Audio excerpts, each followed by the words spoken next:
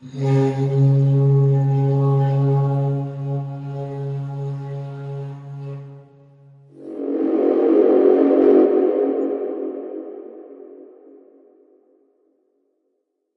à tous, cette vidéo est la version audio d'un livre intitulé Les empreintes du ciel. Il s'agit d'une enquête sur la naissance et la mort de Jésus-Christ. Dans cette vidéo, j'ai souhaité vous donner une référence dans l'espace et dans le temps de certains témoignages des évangiles. J'ai voulu faire coïncider la parole de Dieu avec les faits historiques. J'ai voulu montrer que les témoignages des évangiles épousent parfaitement les événements qui se sont produits sur cette terre. Mes recherches concernent essentiellement les dates de la nativité, le baptême de Christ ainsi que sa mort. Pour ces événements, il existe une traçabilité obtenue par des empreintes du ciel. En l'an 525, le pape Jean Ier passe une commande. Il demande que la date exacte de la Pâque lui soit donnée. La Pâque, la date commémorant la résurrection de Jésus, lui est donnée par un moine, Denis le Petit. Une petite remarque, Pâques est une fête juive et Pâques avec un S est une fête chrétienne. La première commémore l'Exode, où Dieu demande de sacrifier un agneau. La deuxième commémore la résurrection de Jésus-Christ. Denis le Petit poussera ses recherches jusqu'à déterminer la date de la naissance de Jésus. Après calcul, il donne le résultat. Le Messie serait né en 753 après la création de Rome. L'Anno Domini, l'an 1 de l'ère chrétienne, vient d'être défini. Cette date est toujours utilisée actuellement dans la plupart des pays pour la datation, même si aujourd'hui les chercheurs déclarent que le moine a fait une erreur. Jésus serait né en 6 ou 7 avant ce célèbre an 1. Dans les années 70, un homme affirme, en marge de tous ses confrères historiens et au mépris du courant de pensée dominant, connaître la date parfaite de la naissance de Jésus-Christ. La date est en dehors de toutes les estimations données. Il prétend comprendre l'origine des erreurs historiques de ses confrères.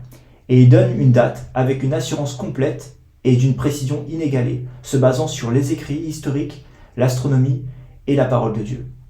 Son assurance est déconcertante. Dans son livre « La naissance de Christ recalculé », sorti en 1978, il déclare « Jésus-Christ est né le 11 septembre de l'an 3 avant notre ère, entre 18h15 et 19h45. Cet homme, c'est Ernest L. Martin. » Il renverse des théories. En archéologie, il donne l'emplacement de l'ancien temple de Jérusalem, qui était situé selon lui au-dessus de la source de Gihon, et non au-dessus du dôme du rocher. Il ne s'arrête pas là, il s'aventure dans le domaine de l'astronomie et résout l'énigme insoluble depuis plus de 1900 ans, en confirmant l'identité de l'étoile de Bethléem, donnée par Roger Synott, prouvant qu'il ne s'agissait que rien d'autre que de Jupiter. Dans son sillage, il laisse des astronomes professionnels incapables de le réfuter, tant ses affirmations sont plausibles. En voici quelques témoignages. Il n'est pas fréquent d'assister à la disparition d'une théorie astronomique qui remonte à l'époque pré-télescopique. Pourtant, une théorie proposée pour la première fois par nul autre que le célèbre astronome Johann Kepler lui-même, est généralement acceptée comme correcte pendant plus de 3 siècles et demi, est maintenant rejetée par de nouvelles recherches historiques du Dr Ernest L. Martin.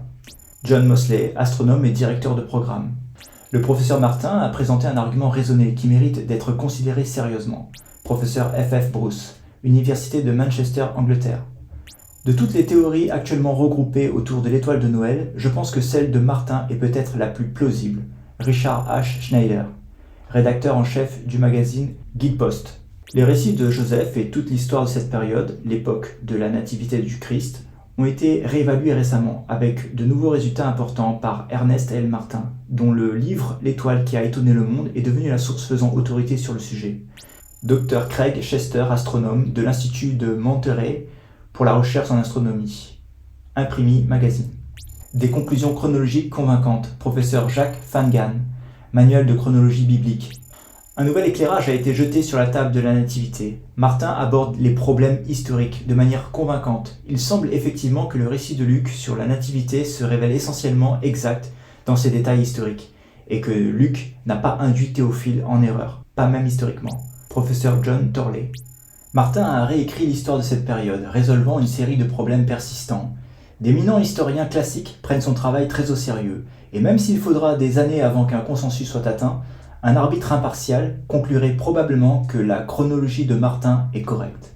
John Mosley, deuxième citation, astronome et directeur de programme Observatoire et Planétarium Griffith, extrait du livre The Christmas Star. En décembre 1980, l'Observatoire Griffith de Los Angeles a été le premier des temps modernes à montrer le nouveau drame astronomique qui s'est produit au cours de la période de 18 mois, allant de mai 3 avant notre ère à décembre 2 avant notre ère. Une grande partie de ces informations historiques et astronomiques a été présentée dans mon article dans Christianity Today intitulé The Celestial Pageantry Dating Christ's Birth, paru en 1976, et également dans mon étude de recherche intitulée The Birth of Christ Recalculated, première édition 1978. En raison de ces recherches historiques, l'Observatoire Griffith a décidé qu'il était temps d'introduire un nouveau spectacle de décembre dans son planétarium. Jusqu'à cette époque, la plupart des planétariums du monde présentaient normalement les événements astronomiques de 7 à 4 avant notre ère comme étant possibles associés à la nativité de Jésus, qui a amené les mages à Jérusalem puis à Bethléem. Ces nouvelles informations astronomiques ont rendu les événements célestes de cette période antérieure insignifiants. La période de 3 à 2 avant notre ère, tant sur le plan historique qu'astronomique, est bien plus impressionnante et coïncide avec la majorité des premiers documents historiques, ainsi qu'avec ceux de la Bible. En 1990, il existait plus de 600 planétariums montrant les événements astronomiques datant de 3 à 2 avant notre ère. Ernest L. Martin. L'enquête que je vous soumets ici est un condensé de plusieurs historiens et spécialistes. Chacun a sa version de la vie de Jésus. Ernest L. Martin, Rick Larson, Gérard Gertoux, Gérard Dugelet, Colin Humphrey. Ce que j'ai fait dans cette vidéo est la chose suivante. J'ai tout repris de chacun pour donner une version unique, une version ne faisant aucun écart par rapport à la parole de Dieu, tout en donnant un support. Si nous reconnaissons que la parole de Dieu est parfaite, pour le support, malheureusement, nous ne pouvons avoir autant de certitude. Ce que j'appelle support est un événement visible coïncidant avec les versets bibliques. Par exemple, s'il est écrit qu'une étoile était immobile dans un verset biblique, je vous apporte visuellement un astre immobile à la bonne époque au-dessus de Bethléem. S'il est écrit que Jésus est né au moment d'un recensement, je vous donne un type de recensement qui pourrait correspondre avec le verset biblique. Ainsi, le verset biblique demeure incontestable et je vous soumets un support visuel qui pourrait correspondre au verset biblique. Le but ultime de ces écrits est de donner des dates précises sur la naissance de Jésus, sa mort, son baptême et le début de son ministère. Je ne suis qu'un homme et peux me tromper, mais si je n'y croyais pas moi-même, jamais je ne vous aurais soumis ce travail. Bien que ce travail ne naît pas d'une demande divine, il ne s'est pas fait sans prière et je suis persuadé qu'il mérite attention. Si une erreur est clairement identifiée, je serai honoré d'être corrigé dans les commentaires. Je souhaite rappeler ce que la Bible nous dit au sujet des dates, sur leur manque de pertinence pour le croyant, sur le fait que nos vies ne doivent pas être tributaires d'une date. Dans l'Épître aux Galates, au chapitre 4, il est écrit « Mais à présent que vous avez connu Dieu, ou plutôt que vous avez été connu de Dieu, comment retournez-vous à ces faibles et pauvres rudiments auxquels de nouveau vous voulez vous asservir encore ? Vous observez les jours, les mois, les temps et les années. » Dans Romains au chapitre 14, il est écrit au verset 5 « Tel fait une distinction entre les jours, tel autre les estime tous égaux, que chacun ait en son esprit une pleine conviction. » Mon but n'est pas d'amener qui que ce soit à idolâtrer une date. C'est peut-être même une des raisons pour laquelle Dieu ne la révèle pas ouvertement. Mais je vous pose une question. Le Créateur du ciel et de la terre envoie son Fils unique dans le monde. Croyez-vous que Dieu a choisi une date au hasard ? N'aimeriez-vous pas découvrir le choix de Dieu pour une date ? Parce que si Dieu ne l'a pas ouvertement révélé, n'aurait-il pas laissé quelques indices dans sa parole pour que le lecteur-chercheur puisse la retrouver et en apprécier la découverte ? Il ne s'agit pas d'une date comme celle de la fin du monde où Dieu a définitivement scellé l'accès, puisqu'au sujet de cette date, la fin du monde, il est écrit, Marc chapitre 13, au verset 32, « Pour ce qui est du jour ou de l'heure, personne ne le sait, ni les anges dans le ciel, ni le Fils, mais le Père seul. » Les dates dont je vais vous parler ici ont déjà eu lieu. Aussi, n'aimeriez-vous pas recevoir un contexte à ce qui est écrit dans la Bible en ce qui concerne la nativité ? Avant de démarrer, les dates de ce livre appartiennent au calendrier grégorien. L'explication qui suit peut paraître évidente pour bien des gens, mais ce n'est peut-être pas le cas pour tous. Il est donc nécessaire de montrer un exemple d'utilisation du calendrier grégorien afin de dissiper des confusions. Lorsque nous regardons la durée du règne d'Auguste César dans une encyclopédie, par exemple, il est dit 16 janvier, 27 avant Jésus-Christ, 19 août, 14 après Jésus-Christ, 40 ans, 7 mois et 3 jours. Dans cette vidéo, pour éviter des risques de confusion, avant Jésus-Christ sera dit avant notre ère, et après Jésus-Christ sera dit de notre ère. L'utilisation du moins devant un nombre ne sera pas utilisée pour les dates, mais pour l'astronomie. Dans l'exemple que vous avez sous les yeux, il est dit que le règne d'Auguste a duré 40 ans, 7 mois et 3 jours. Voici une erreur répandue chez les non-initiés pour comptabiliser la durée d'un règne. Ils commettent l'erreur suivante, ils ajoutent un 0. Regardons ensemble. L'erreur ici est l'ajout d'une année supplémentaire en y mettant 0. On comptabiliserait 41 années au lieu de 40 années. En ne mettant pas 0, le compte des années est juste. Nous trouvons bien 40 années. Dans cet extrait vidéo, nous trouvons le genre d'erreur que nous venons de citer. Égale plus 27. Cela signifie que Christ a commencé son ministère en plus 27. Comme il avait 30 ans, son année de naissance serait moins 3. C'est bon, vous me suivez ? Selon l'interprétation de l'homme présent sur la vidéo, Jésus fut baptisé en 27 de notre ère, à l'âge de 30 ans. Pour trouver l'année de la naissance de Jésus, nous serions tentés de faire le calcul suivant. Plus 27, moins 30, égale moins 3.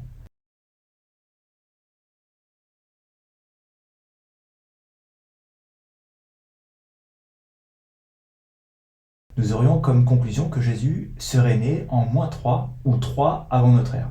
L'erreur commise est l'ajout du 0.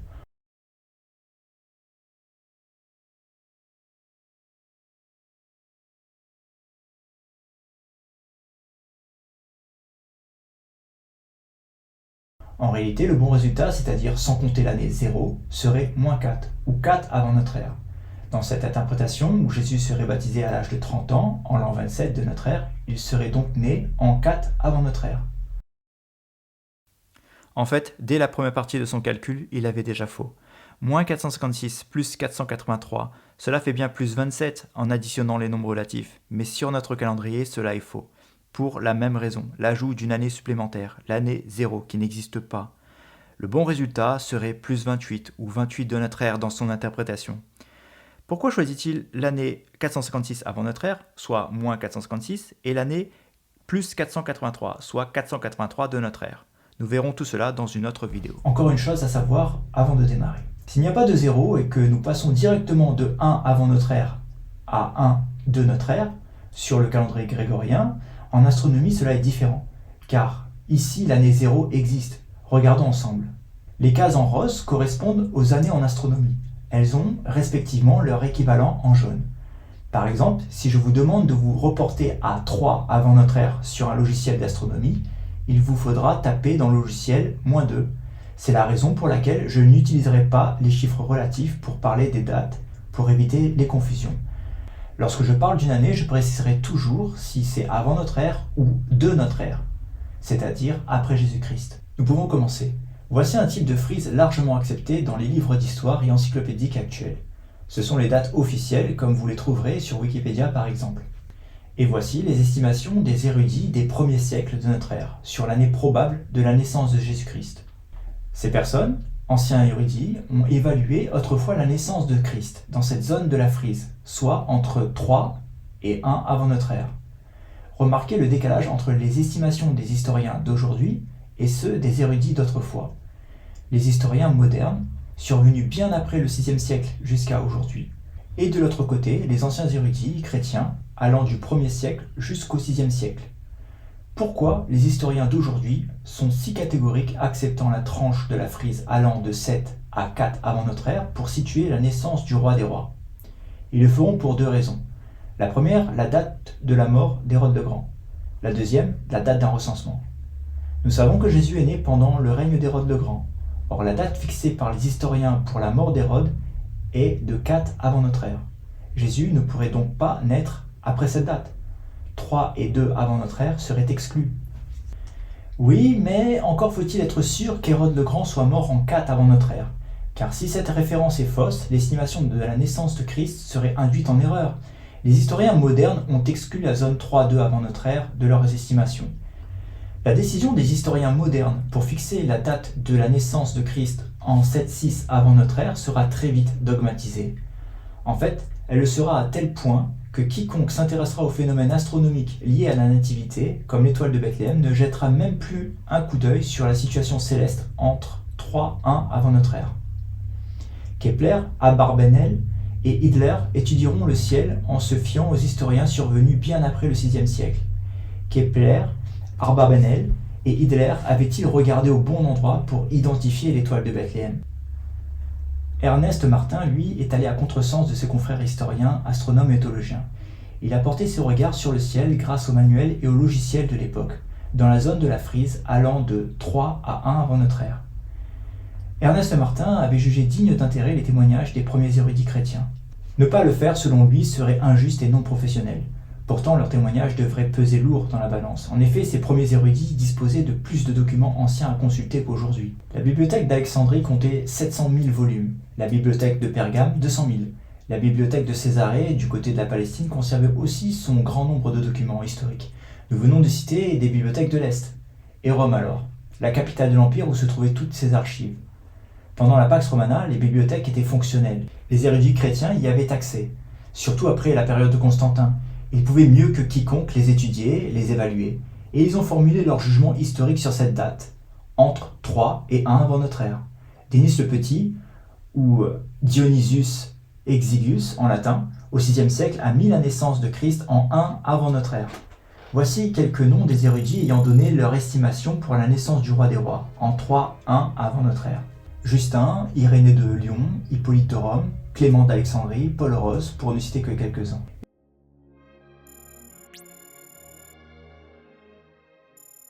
Une question légitime s'impose. Pourquoi les premiers érudits chrétiens ne sont-ils pas tous unanimes sur une seule et même année pour la naissance de Jésus-Christ ?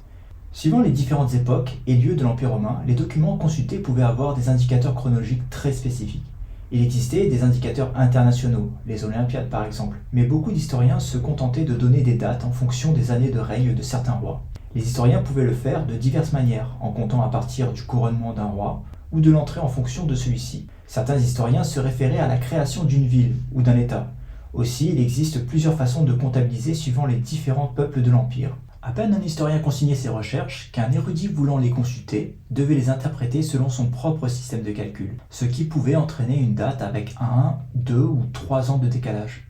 Quels sont les éléments qui ont pu faire office d'autorité chez les historiens modernes pour jeter dans la corbeille tous les témoignages des érudits chrétiens ? Sans conteste, la datation actuelle de la mort d'Hérode le Grand ainsi que la datation d'un recensement ont largement contribué à ce que les historiens modernes détournent leur regard des affirmations des anciens érudits sur la date de la naissance de Christ. Dans la dernière partie de ce livre, nous donnerons la datation de la mort d'Hérode le Grand telle que l'a estimée l'historien Ernest L. Martin. Nous mettrons à l'épreuve la datation de 4 avant notre ère et mettrons en évidence les difficultés de cohérence liées à cette date contre la date de 1 avant notre ère. Dans cette vidéo, nous reconnaissons 1 avant notre ère comme la date de la mort d'Hérode le Grand. Je demande à ceux qui le veulent de se reporter à la partie mort d'Hérode le Grand pour plus d'informations à ce sujet. Les principaux indices bibliques pour fixer la date de la naissance de Jésus sont les suivants. Jésus est né pendant le règne d'Hérode le Grand, que nous fixons à 1 avant notre ère. Jésus est né lors d'un recensement. Jésus avait environ 30 ans à la 15e année du règne de Tibère. Jésus a 6 mois de différence avec Jean-Baptiste. Une étoile aurait été immobile au-dessus de Bethléem alors que Jésus venait de naître. L'année du recensement. Dans l'évangile de Luc, chapitre 2, versets 1 à 3, nous lisons. Or il arriva en ces jours-là qu'un décret fut rendu de la part de César Auguste, portant qu'il fût fait un recensement de toute la terre habitée. Le recensement lui-même se fit seulement lorsque Cyrenius, ou Quirinus selon les traductions, eut le gouvernement de la Syrie. Et tous allaient pour être enregistrés, chacun en sa propre ville. Cyrenius, ou Publius Sulpicius Quirinus, nous l'appellerons Quirinus pour simplifier. Luc affirme que Jésus est né lors d'un recensement, et que Quirinus eut à ce moment-là le gouvernement de la Syrie. Si nous trouvons l'année du recensement, nous trouverons l'année de la naissance du Messie. Cela devrait être simple, non ? Un recensement romain, venant d'un décret de la part d'Auguste César, à l'échelle de l'Empire, dans lequel Quirinus a le gouvernement de la Syrie. Un tel événement pourrait-il rester inaperçu ? Les historiens se heurtent à ce problème insoluble. En 3-2 avant notre ère, ils ne trouvent pas de recensement et Quirinus n'était pas gouverneur. Les chercheurs sont parvenus à cette conclusion. Luc ne sait pas de quoi il parle. Il a dû le confondre avec un autre recensement. Le problème est le suivant, c'est que Luc a côtoyé les apôtres, et son affirmation dans l'évangile portant son nom correspondrait avec les témoignages des érudits chrétiens, évaluant la date de la naissance de Christ en 3 et 1 avant notre ère. Il existe des preuves incontestées que Quirinus était bien gouverneur, et qu'il a effectué un recensement, mais cela tombe en 7-6 de notre ère.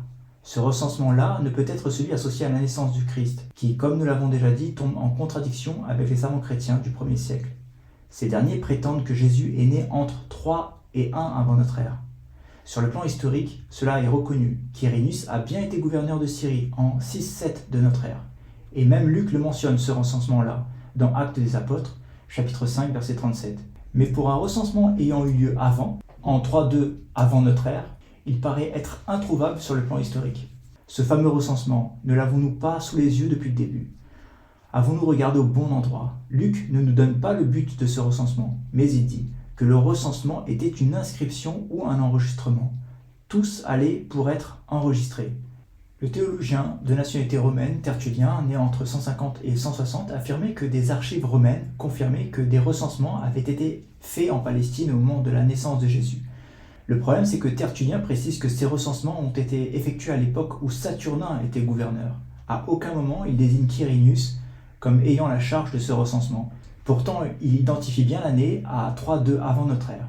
Si Tertullien fait écho à Luc, comment se pourrait-il qu'en Syrie, il y ait deux gouverneurs au même moment, Saturnin et Quirinius? L'historiographe Joseph Flavius confirme ce pluriel de gouverneurs. En effet, lorsque Joseph Flavius parle du gouverneur de la Syrie, Titus, il parle d'un gouverneur. Lorsqu'il parle de Quintilius, Varus, il parle d'un gouverneur. Mais sous le règne de Saturninus, il dit des gouverneurs. Alors combien de gouverneurs en 3-2 avant notre ère? Joseph Flavius donnera un nom en plus de Saturninus, un certain Volumnius. Mais dans le pluriel employé par Joseph, se pourrait-il que Quirinius en fasse partie? Car c'est pourtant bien à ce moment précis que Luc, dans son évangile, a situé l'administration d'un recensement mené par Quirinius. Quirinius avait-il un rôle particulier? Puisque si les documents attestent bien Saturninus comme le gouverneur régulier et ordinaire, il pourrait être envisagé que Quirinius ait occupé un rôle spécial, pour mener un type spécial de recensement. Tout au long de sa carrière, il sera confié à Quirinius des missions particulières. Nous retenons la fois où Tacite le louera pour la guerre que Quirinius a menée contre les Homonades. Tacite parlera d'un commandement spécial. Parmi les missions hors du commun qui lui seront confiées, il en est une très spéciale. Il est désigné par Auguste pour être le recteur de Caius César, qui était l'héritier présomptif de l'Empire. Et même lorsqu'il devient gouverneur en Syrie en 6-7 de notre ère, il n'est pas un gouverneur ordinaire. Joseph Flavius déclare qu'il reçut le titre prestigieux de Tikaidotes, donneur de loi, une appellation qui aurait une portée honorifique comparable à Soter, sauveur, ou Euergetes, bienfaiteur. Quirinius était administrateur exceptionnel en Syrie au cours de la période 6-7 de notre ère. L'apologète et philosophe du IIe siècle Justin Martyr déclara, d'après les archives romaines auxquelles il avait accès, que Quirinius était procureur de la Judée au moment où il effectua ce recensement. Ce recensement à l'époque de Saturninus en 3-2, avant notre ère. Saturninus était gouverneur et Quirinius était procureur. Chaque province avait son procureur équestre. Il était nommé par l'empereur indépendamment du légat, le gouverneur. Le procureur était comme une sorte d'avocat de l'empereur et Quirinius était un délégué spécial désigné pour un recensement spécial. Ces deux concentrés de pouvoir au même endroit, procureur et gouverneur, étaient souvent conflictuels. Ces notions n'ont pas échappé à Luc. L'évangéliste était bien conscient du rôle de Quirinius lorsque celui-ci conduisit le recensement, alors que Saturninus était gouverneur de la Syrie. Afin d'éclaircir ce point, Ernest L. Martin écrit « De nombreux traducteurs du Nouveau Testament traduisent Luc chapitre 2 verset 1 comme si Quirinius était gouverneur de la Syrie. Luc ne le dit en aucun cas dans son texte original, même si je croyais qu'il le faisait. Luc a simplement dit que Quirinius dirigeait ou administrait ce premier enregistrement depuis la Syrie, et non qu'il était gouverneur de la province. Le mot grec utilisé par Luc pour désigner la domination de Quirinius était hegemonantos. Il n'y a pas la moindre indication dans le récit de Luc qui identifie la fonction spécifique occupée par Quirinius. Le mot hegemonantos, dans l'usage grec normal de l'époque, est un terme qui généralise tout type de commandement, président, chef militaire et n'importe quelle autre fonction. Il pourrait même être employé pour désigner un gardien de chien local d'une ville. Le terme hegemonantos n'entre pas en conflit avec le fait que Quirinius était procureur, comme l'atteste Justin Martyr. Pourquoi y a-t-il eu un recensement ou un enregistrement en 3-2 avant notre ère? Quelle pourrait en être la raison? Aucun document historique ne nous est parvenu confirmant qu'un recensement eut lieu en 3-2 avant notre ère. Nous n'avons que Luc et Tertullien. Dans son récit de sa propre vie, Auguste mentionna le recensement officiel 28 avant notre ère, 8 avant notre ère et 14 de notre ère. Mais en ce qui concerne l'année qui nous intéresse, rien. Voilà qui est étrange. Comment un tel événement pourrait échapper à l'histoire? Luc déclare que le monde y était impliqué. Avons-nous regardé au bon endroit? Quel était l'événement marquant durant cette période?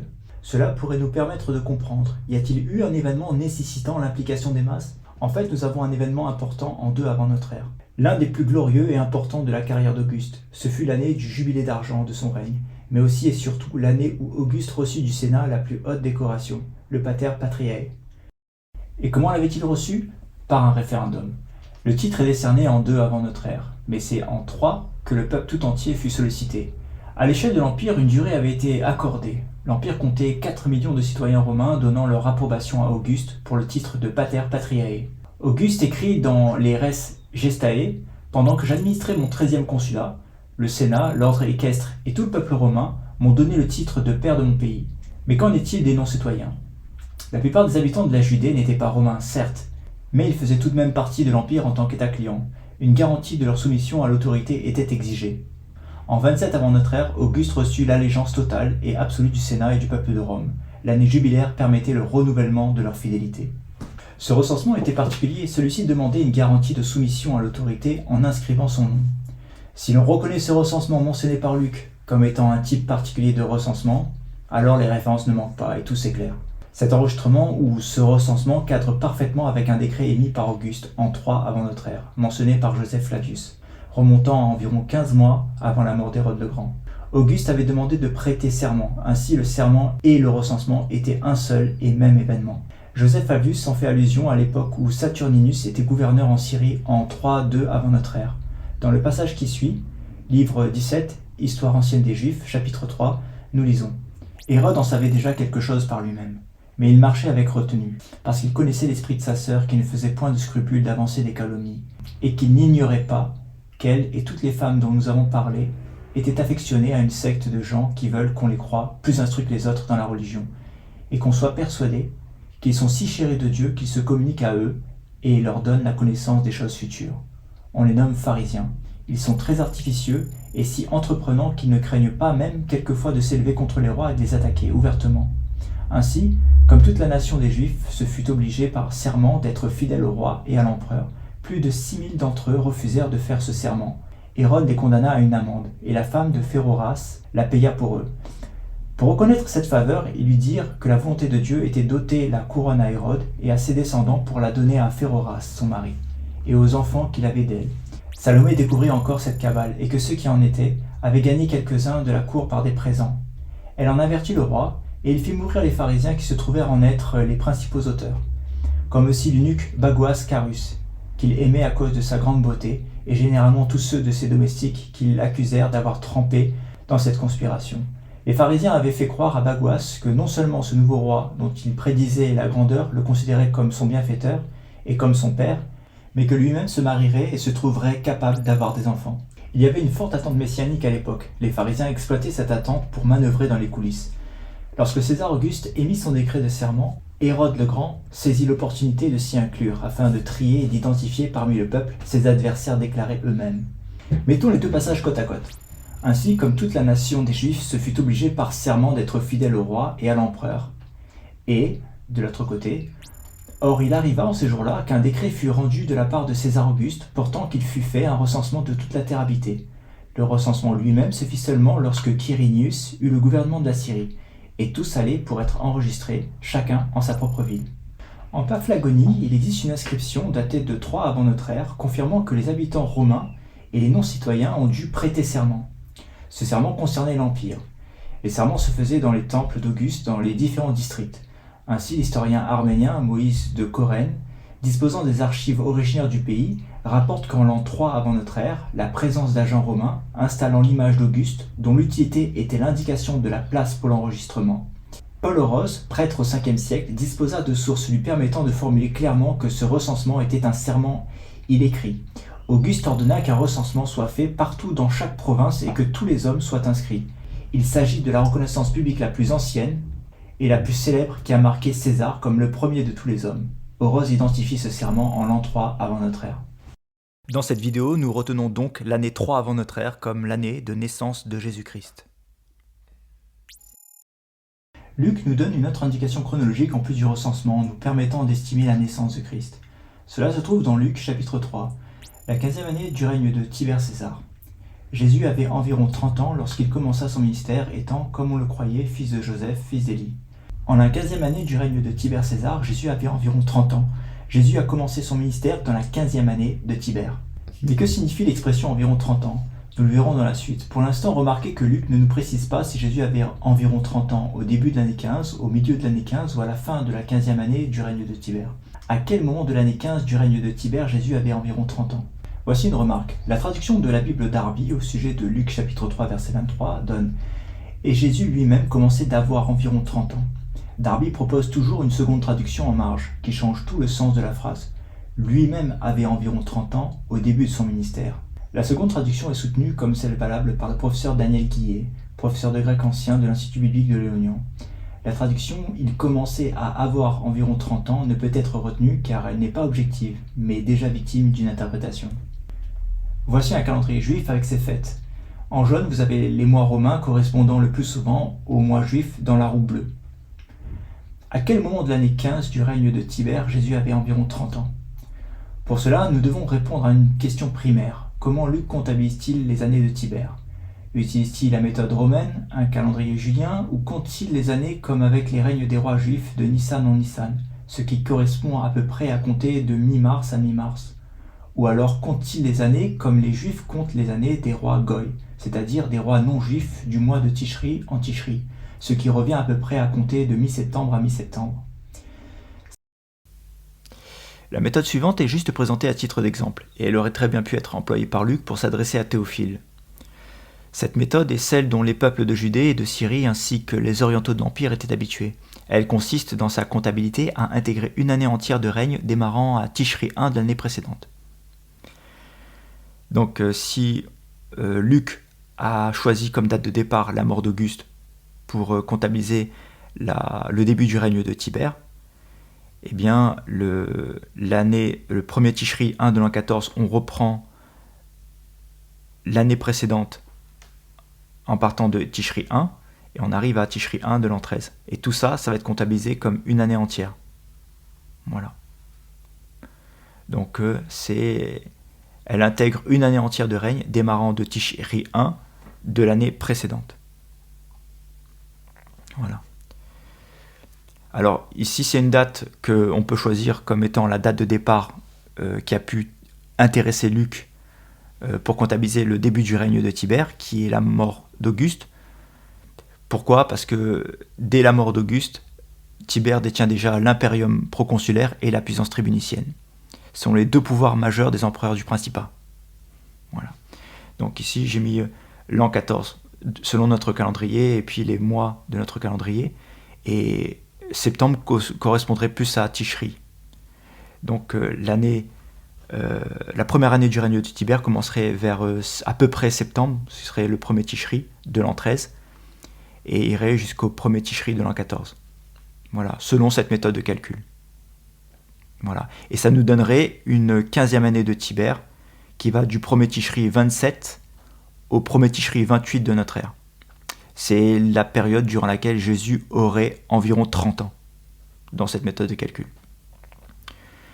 Et aussi, on peut prendre notre date de départ, c'est le 18 septembre de l'an 14, où Tibère accéderait au pouvoir, parce que c'est à ce moment-là que le lendemain donc, de la séance du Sénat du 17 septembre, il est déclaré ouvertement empereur, officiellement. Donc ça aurait pu être la date de départ de l'accès au pouvoir de Tibère, selon Luc. Il existe vraiment de multiples façons de comptabiliser les années du règne de Tibère, et cela peut être intéressant pour déterminer l'année du commencement du ministère de Jésus, et l'année de décès de Jésus. Parmi les différentes méthodes, certaines sont plus privilégiées que d'autres, car elles projettent un décès de Jésus soit en l'an 30, soit en l'an 33. Ce sont les deux dates les plus valables. Quelle méthode est la bonne, et quels sont les arguments? Nous le verrons plus tard. Pour l'instant, mettons ces méthodes de calcul de côté et utilisons une méthode telle que nous l'aurions employée aujourd'hui. Alors je choisis la date du 18 septembre, qui est le lendemain de la séance du Sénat, qui détermine Tibère comme étant empereur. Et à cela, je prends cette date de départ et j'applique une année. Et tout bêtement, je vais jusqu'à la 15e année. Et je me retrouve à la 15e année de Tibère qui va du 18 septembre de l'an 28 de notre ère au 17 septembre de l'an 29 de notre ère. C'est là où Jésus aurait environ 30 ans. Passons maintenant au mois de la naissance du roi des rois. De tous les écrivains bibliques, Luc est celui qui offre le plus de données chronologiques concernant la naissance et le ministère de Jésus. Luc nous donne une très bonne approximation sur la naissance de Jean-Baptiste, et celle-ci pourra nous donner par la même occasion le mois de la naissance du Messie. Puisque nous savons qu'Élisabeth était dans son 6e mois lorsque Jésus fut conçu par le Saint-Esprit dans le ventre de Marie. Luc, chapitre 1, versets 34, 35, 36. Lisons ensemble Luc chapitre 1 verset 5. Il y avait du temps d'Hérode, roi de Judée, un certain prêtre nommé Zacharie, de la famille d'Abija, et sa femme était une des filles d'Aaron, et son nom était Élisabeth. Ce verset nous renseigne sur les parents de Jean-Baptiste. Le père de Jean-Baptiste, Zacharie, était prêtre. Son devoir était, à un moment défini, d'offrir les sacrifices nationaux dans le temple de Jérusalem. Luc a déclaré que pendant que Zacharie exerçait sa fonction, un messager angélique lui prophétisa que sa femme aurait un enfant. Élisabeth, sa femme, était avancée en âge, et malgré l'apparition angélique, Zacharie avait des doutes sur l'accomplissement de la déclaration de l'ange. Il demanda un signe, et en réponse, l'ange le frappa alors de mutisme. Lorsque Zacharie sortit du temple intérieur, ceux qui le voyaient, en constatant qu'il ne puisse plus parler, comprirent qu'il eut une vision. Ils surent qu'un événement important venait d'arriver.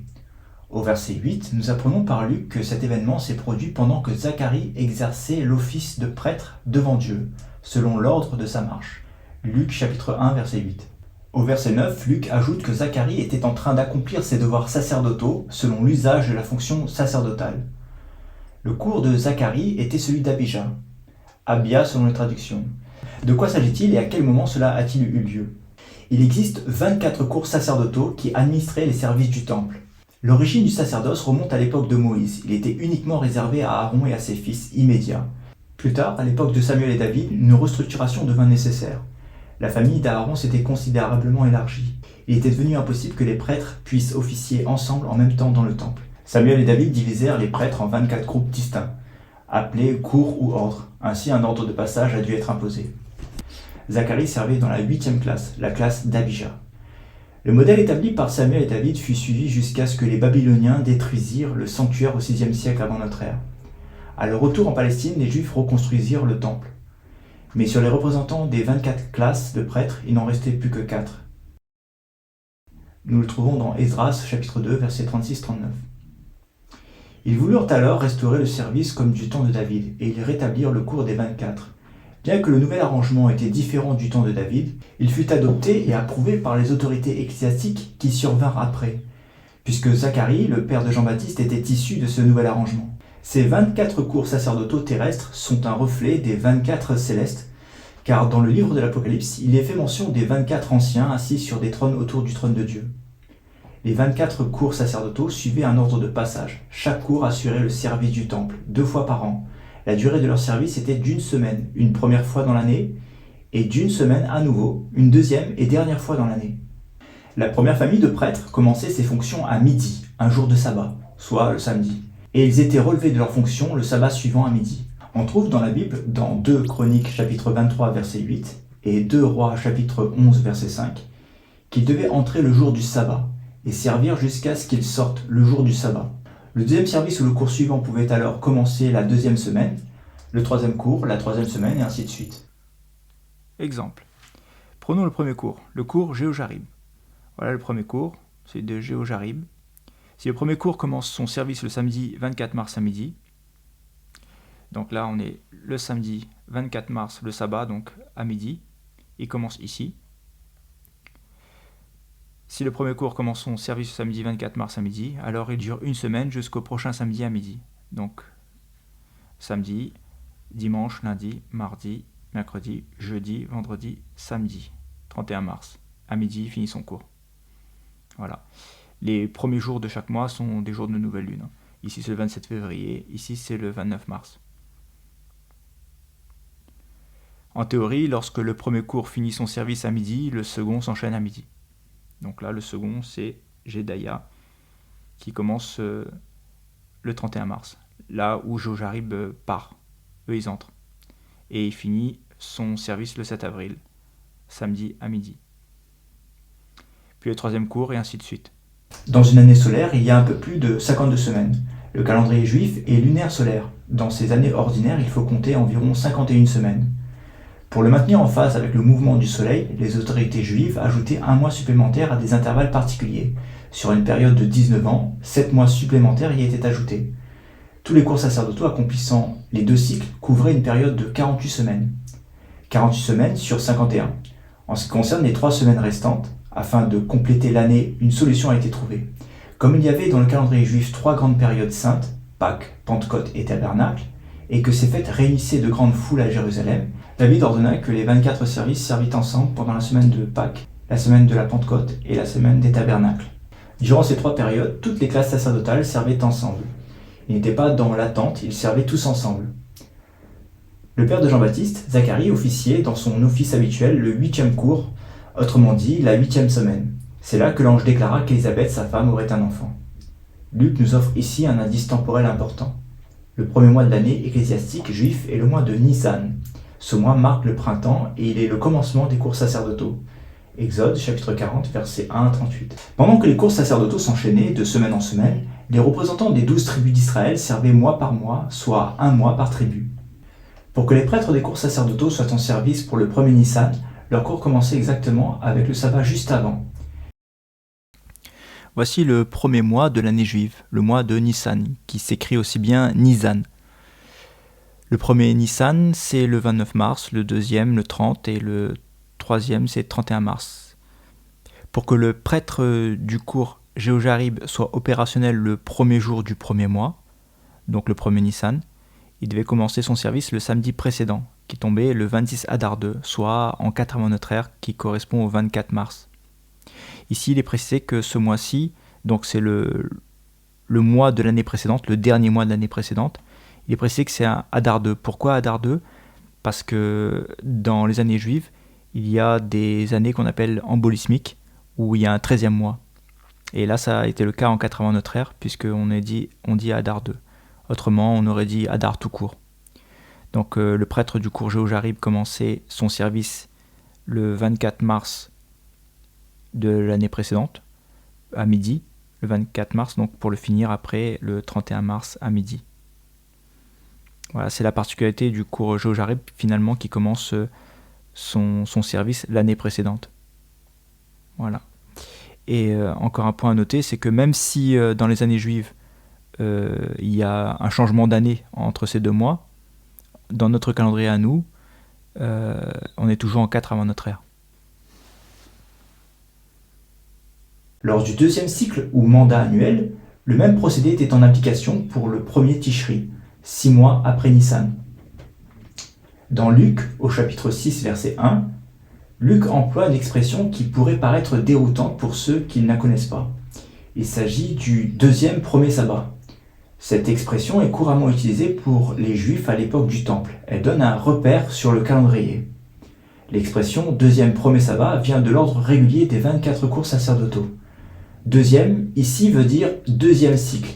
Et premier sabbat signifie donc que c'était le premier sabbat du 2e cycle. Ce 2e cycle commençait avec Tishri 1. Le premier cycle a sa première semaine qui commençait avec le mois de Nissan. Il se disait le premier sabbat. La semaine suivante, le premier 2e sabbat. La semaine suivante, le premier 3e sabbat. La semaine suivante jusqu'au premier 24e sabbat.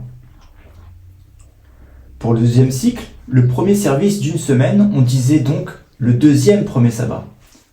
La semaine d'après, le 2e sabbat, jusqu'au 2e 24e sabbat, avant de recommencer le cycle. Il existe cependant 3 exceptions. Comme nous l'avons dit, 3 fêtes, chacune dure 1 semaine, les cours servaient tous ensemble. Il s'agissait de la Pâque, la Pentecôte et la fête des Tabernacles. Ces sabbats intermédiaires, qui n'étaient pas pris en compte dans les 2 cycles de chaque année, étaient appelés entre les sabbats. Maintenant que nous disposons de ces informations concernant les mois, nous pouvons les superposer à l'année de la naissance de Christ. Nous savons que Jean-Baptiste est né 6 mois avant Jésus. Luc chapitre 1, verset 36. Si nous déterminons avec approximation la naissance de Jean-Baptiste, de même nous obtenons celle de Jésus. Le recensement qui a mené Joseph et Marie à Bethléem, nous l'avons vu précédemment, a été effectué au cours de l'été ou au début de l'automne de l'an 3 avant notre ère. Cela indiquerait que la conception de Jean-Baptiste, mais aussi celle de Jésus, ont eu lieu en 4 avant notre ère. Zacharie, le père de Jean-Baptiste, servait à son heure habituelle, pendant la semaine ou le 8e service, c'est-à-dire lorsque le service d'Abija eut lieu. Ce cours avait 2 sessions par an, un ayant lieu à la fin du printemps et un autre ayant lieu à la fin de l'automne. Intéressons-nous à celle du printemps. Il nous faut découvrir quand le premier jour du premier mois de l'année 4 avant notre ère a eu lieu. Il y a une difficulté à cela, puisque le calendrier des Juifs au 1er siècle dépendait de l'état des récoltes autour de Jérusalem. Les autorités ecclésiastiques juives observaient la maturité des récoltes de l'orge avant de délibérer sur l'ajout d'un 13e mois dans l'année. Selon Ernest Martin, en 4 avant notre ère, cette exigence agricole peut être écartée, parce que le mois de Nissan commençait en 4 avant notre ère le 29 mars. 29 mars était déjà tard par rapport à la saison pour ergoter sur l'état des récoltes. Afin de suivre la pensée de l'historien Ernest Martin, nous suivrons le calendrier qu'il a adopté. Le calendrier est celui donné par Parker et Dubenstein, ceux qui font autorité dans le domaine. Le calendrier est celui de Babylone montrant le début de chaque mois par l'apparition de la nouvelle lune. Cependant, il nous faut prendre en compte deux particularités avec cette chronologie. La première est que la nouvelle lune était visible à Jérusalem 37 minutes avant d'être visible à Babylone, et donc parfois le nouveau mois pouvait commencer un jour plus tôt à Jérusalem. La deuxième particularité est celle-ci. Lorsque vous verrez par exemple le premier Nissan correspondant au 29 mars, il faut comprendre qu'en fait la journée a commencé la veille au soir, soit le 28 mars, puisque les journées juives commencent au coucher du soleil. Voici comment se présentent les pages de Babylonian Chronology. Elles sont toutes sous cette forme-là en fait, donc c'est un ensemble de chiffres, hein, et elles ont toutes une indication importante pour nous. Donc le principe de ce livre, c'est de pouvoir mettre un équivalent sur les années juives et donc de Babylone, c'est le même principe, hein. Mettre leur équivalent sur notre calendrier actuel. Donc là, par exemple, on voit pour les années juives, comme Babylone, c'est exactement le même, hein. Sauf que les traductions pour les mois sont différentes. Donc ici, c'est le mois de Nissan, on voit en tête là tous les différents mois. Donc là, c'est le premier mois, le deuxième mois, le troisième mois. Et elle permettait de montrer en fait sur ces pages le premier jour de chaque mois. Donc tous les chiffres que nous voyons ici permettent de désigner par rapport à notre calendrier actuel à quoi correspondaient les jours. Par exemple, ici on voit en 31 avant notre ère que le premier Nissan avait commencé le 28 mars. Parce qu'il y a le chiffre 28, le nombre 28 et le chiffre 3 juste à côté. Donc ça désigne le mois. Donc on va prendre l'exemple qui est affiché ici. Donc ici, on a pour 4 avant notre ère, le premier jour de Nissan correspondait à notre calendrier actuel le 29 mars. Donc le 3 désigne le troisième mois. Le 29, le nombre 29 désigne le jour, le 29e jour. Voilà, donc en 4 avant notre ère, le premier Nissan, donc sur les calendriers juifs, c'était le jour de nouvelle lune. C'était pour nous le 29 mars. Voilà. Donc si je reprends ici ce qui est écrit, dans son ensemble, Nis 4, 3, 29 signifie que le premier jour du mois de Nissan en 4 avant notre ère correspondait au 29 mars. Ce calendrier donne les jours des nouvelles lunes et donc des premiers jours de chaque mois. Ici, une petite particularité, c'est que là, par exemple, on voit qu'on est en 4 avant notre ère, sur notre calendrier actuel. Et en prolongeant la ligne, on voit qu'il y a un passage de 3 avant notre ère. Bien que on restera dans l'année juive ou Babylone, dans notre calendrier actuel, on passerait dans l'année suivante, en 3 avant notre ère. Voilà. Donc c'est ça, juste pour marquer le changement d'année pour notre calendrier. Voici les 24 cours sacerdotaux que je vais réinsérer dans leurs périodes respectives. Donc vous savez qu'au cours de l'année, il y a 2 sessions annuelles, et la première session vont s'enchaîner les 24 cours, puis après viendra la deuxième session ou deuxième cycle où va s'enchaîner à nouveau les 24 cours.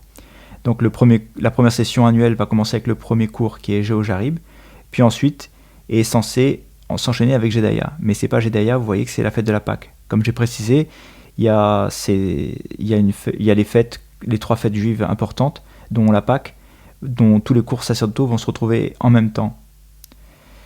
Et c'est ensuite que viendra Jédaïa. C'est pour ça que j'ai précisé dans l'une des diapositives précédentes que c'est en théorie que Jédaïa enchaîne. Mais en fait, c'est la période de la Pâque. Ensuite viendra Jédaïa et ensuite Harim. Et puis les cours sacerdotaux vont s'enchaîner jusqu'au cours d'Abijah, celui qui va nous intéresser, pour déterminer la naissance de Jean-Baptiste.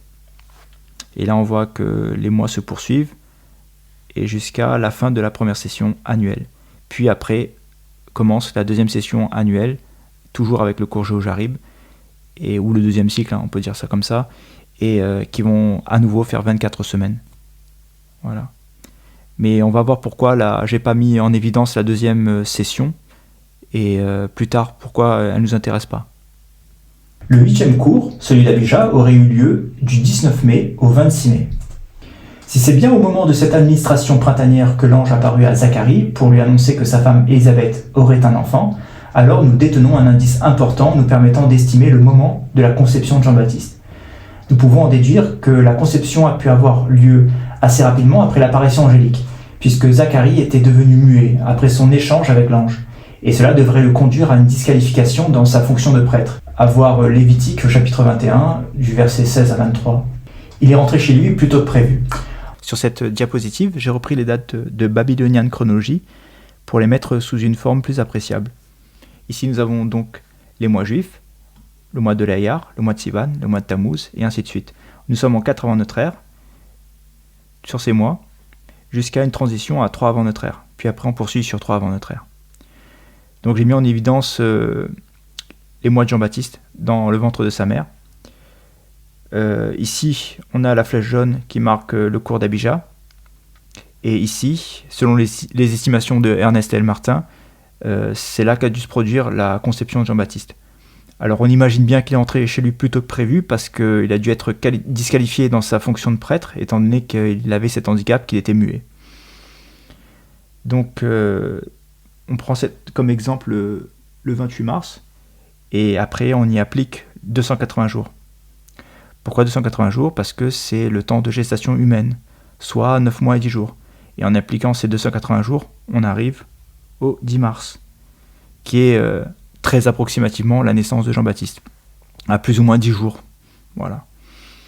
Donc ici on a le premier mois donc, de Jean-Baptiste, le deuxième mois, troisième mois, quatrième mois, cinquième mois, sixième mois, septième mois, huitième mois et 9 mois. Cette partie va nous intéresser, ces 2 mois vont plus nous intéresser que les autres, parce que c'est le moment où Élisabeth et Marie vont se rencontrer. Et il est dit que dans ce même temps, Marie se leva et s'en alla en hâte vers les montagnes dans une ville de Juda. Elle entra dans la maison de Zacharie et salua Élisabeth. Dès qu'Élisabeth entendu la salutation de Marie, son enfant tressaillit dans son sein, elle fut remplie du Saint-Esprit. Donc ces 2 mois-là, qui sont le mois de octobre, fin octobre et novembre, c'est là où Élisabeth était dans son 6e mois et que la rencontre a eu lieu. Alors j'ai mis aussi en évidence que le bébé, il a ses organes sensoriels développés à ce moment-là, et c'est qui est conforme au verset biblique aussi. Donc voilà. Et c'est par la suite, dans la prochaine diapositive, on va partir de cette date-là pour la naissance de Jésus. En ce qui concerne la naissance de Jésus-Christ, il est précisé que l'ange Gabriel a été envoyé vers Marie lorsque Élisabeth était dans son 6e mois. Cela est précisé dans Luc au chapitre 1, verset 26. Puis au verset 39, il est précisé que dans ce même temps, donc quand Élisabeth était dans son 6e mois, que Marie est allée à la rencontre de Élisabeth.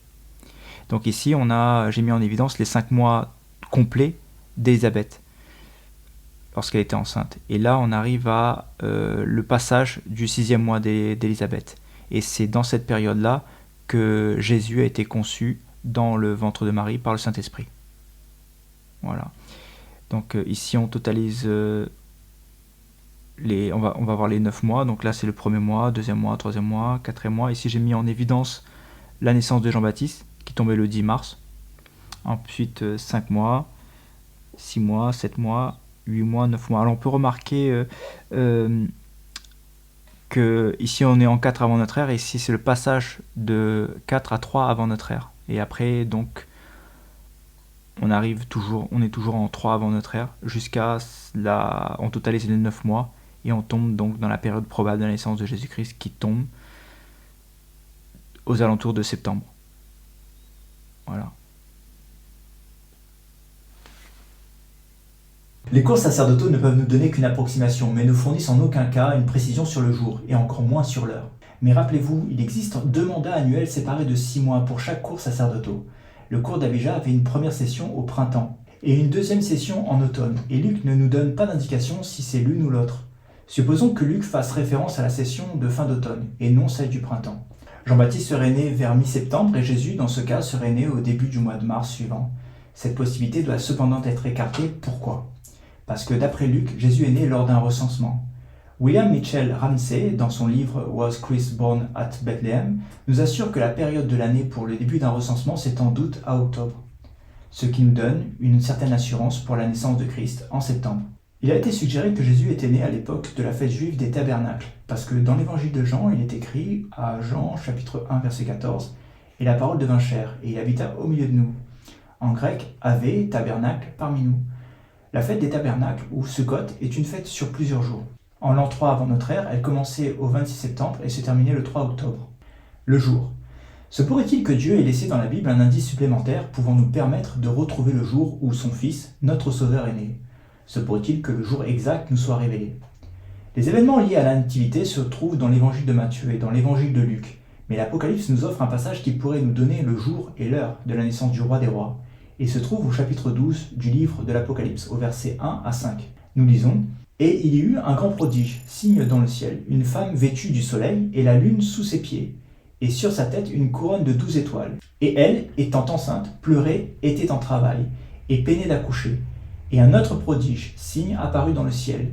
Et voici un grand dragon rouge, ayant des têtes égales, 10 cornes et 7 couronnes sur la tête. Et sa queue entraînait le tiers des étoiles du ciel, et les jetait sur la terre. Et le dragon se tenait devant la femme qui était prête à accoucher, pour dévorer son enfant dès qu'il serait né. Et elle enfanta un fils mâle qui devait gouverner toutes les nations avec une verge de fer. » La Bible mentionne 3 cieux. Le premier s'étend jusqu'à la limite de l'atmosphère.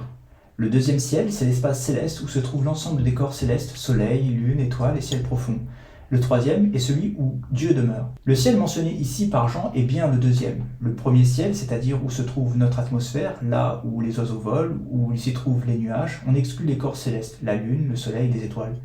Dans le troisième ciel, de même, on exclut ces mêmes corps célestes, puisqu'il est dit par Jean, dans l'Apocalypse chapitre 21, verset 23, que ces corps célestes ne sont pas nécessaires dans cette région. Le deuxième ciel est un champ visuel donné aux hommes pour que ceux-ci perçoivent les signes. On le retrouve dans Genèse chapitre 1, verset 14. Les signes donnés par l'ensemble des corps célestes et leur position, comme le soleil, la lune, les planètes, les étoiles et les constellations, etc. Avant de poursuivre, voici une remarque que je souhaite vous partager sur le soleil. Les scientifiques ont estimé l'âge du Soleil à 4,603 milliards d'années, ainsi que celui de la Terre à 4,543 milliards d'années. J'ai souvent entendu ces données par ceux qui souhaitent décrédibiliser la foi. Elles ne produisent aucun effet négatif sur ma foi, mais ces données me donnent davantage d'admiration envers le Créateur pour qui rien n'est impossible. Les premières mentions de miracles de la part de Dieu dans la création est bien de créer une chose et de lui attribuer un certain âge. Lorsque Dieu a créé Adam, il ne l'a pas mis dans le sein d'aucune femme. On imagine bien qu'il ne soit pas passé par le stade bébé puis enfant, mais plutôt que dès son premier jour, Dieu lui a donné une carrure d'homme adulte. Nous imaginons qu'il a procédé de la même manière avec les astres. Dieu peut créer aujourd'hui un astre plus ancien que la création entière.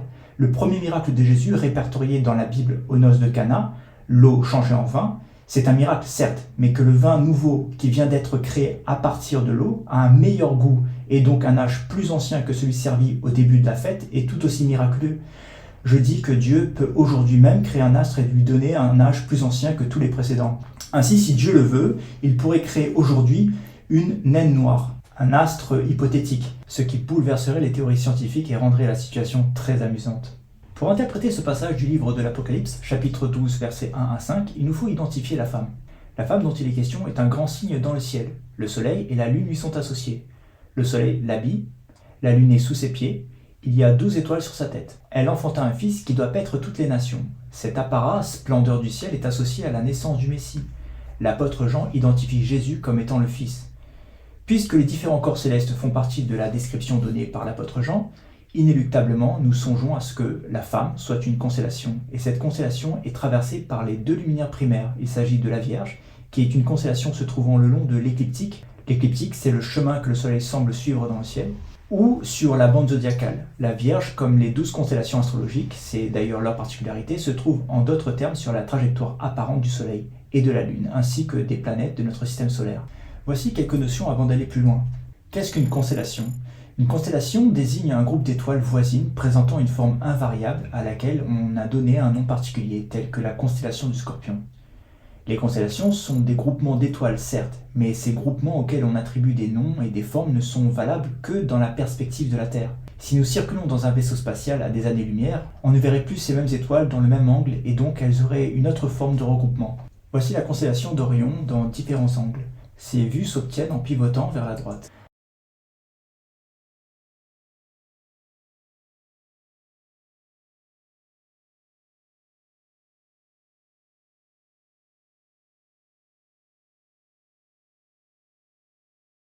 De jour, les étoiles sont constamment présentes dans le ciel, même si la lumière du soleil combinée à notre atmosphère empêche leur visibilité. Et voici les traits imaginaires des constellations pour montrer la présence des étoiles dans le ciel du jour, même s'il nous est impossible de les voir. Voici les constellations et leurs noms. Ici, nous voyons les constellations, leurs noms et leurs dessins imaginaires. Voici une image simplifiée de la sphère céleste qui nous permettra d'appréhender certains termes. C'est comme si la planète Terre se trouvait au centre d'une sphère de verre. Dans cette vision simplifiée, les astres, les étoiles sont placés sur la paroi de cette sphère de verre. Ici, nous voyons la sphère dont il est question. Et au centre, nous voyons la Terre. La ligne que nous voyons là, c'est l'axe de rotation de la Terre. Au bout, on imagine bien l'étoile polaire. Le cercle que nous voyons là, c'est l'écliptique. C'est le chemin que semble prendre le Soleil, visuellement, lorsqu'on l'observe depuis la Terre. Et le cercle que nous voyons là, c'est l'équateur céleste, qui n'est autre qu'une projection de l'équateur terrestre. Sur cette image, un peu différente de la précédente, on retrouve l'écliptique, qui est le chemin que semble prendre le Soleil visuellement lorsqu'on l'observe depuis la Terre. À la différence de l'image précédente, les constellations sont mises en évidence. Ces constellations ont toute la particularité de se trouver sur l'écliptique. Ces constellations sont les constellations du zodiaque. La bande que nous voyons ici, c'est la bande zodiacale. Cette bande est délimitée par cette ligne en haut et cette ligne en bas. Dans cette bande passent toutes les planètes du système solaire, ainsi que la Lune et le Soleil, sans déborder de la ligne du haut et du bas. Ainsi, lorsque l'on observe le Soleil ou la Lune, ou même Vénus, Jupiter et les autres planètes, on les verra se superposer sur une constellation du zodiaque, à l'intérieur de la bande zodiacale, sans jamais en sortir. La Bible fait déjà mention de certaines constellations dans l'Ancien Testament. Ainsi, nous lisons dans Job, chapitre 38, versets 31-32, « Noues-tu les liens des Pléiades, ou détaches-tu les cordages de l'Orion? Fais-tu paraître en leur temps les signes du zodiaque, et conduis-tu la grande ours avec ses petits ?» Dans le dernier livre de la Bible, c'est bien de la constellation de la Vierge dont il s'agit. Et à l'époque de la naissance de Christ, le soleil se trouvait à la hauteur de la tête de la femme le 13 août, 3 avant notre ère, soit en -2 en données astronomiques, et à ses pieds le 2 octobre 3 avant notre ère, soit -2 en données astronomiques. Or, l'apôtre Jean précise que la femme était enveloppée du soleil, donc le soleil devrait se trouver quelque part au milieu du corps de la Vierge. Nous voilà sur le logiciel Stellarium. Stellarium est un logiciel libre de planétarium. La première chose que nous allons faire est de se positionner à Jérusalem.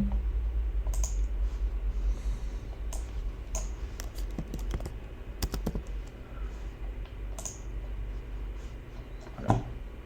Voici à Jérusalem. À présent, nous allons à l'année du recensement, qui est 3 avant notre ère. En astronomie, cela correspond à -2.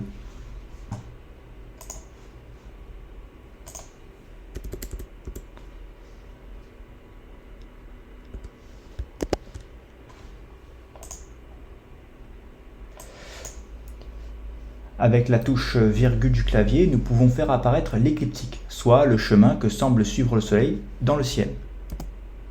On le voit ici. Faisons apparaître les constellations afin de voir où se situent les étoiles dans le ciel encore trop lumineux. Nous pouvons faire apparaître leurs noms, ainsi que les dessins imaginaires qui leur sont associés.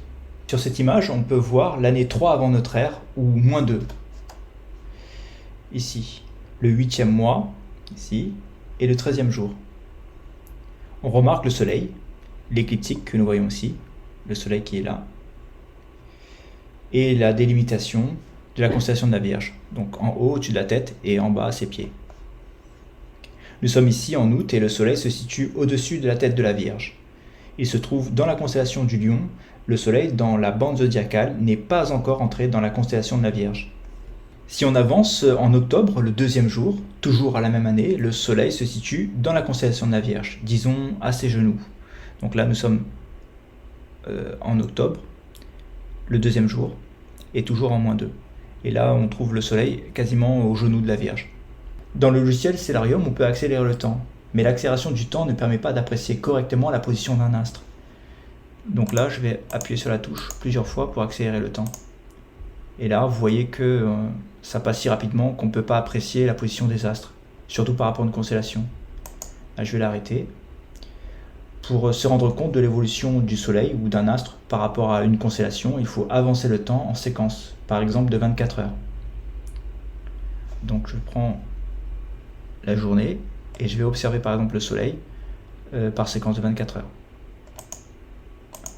Et là, je vais observer l'évolution du Soleil par rapport à la constellation dans laquelle il se trouve. Ici, c'est la Vierge, au pied de la Vierge.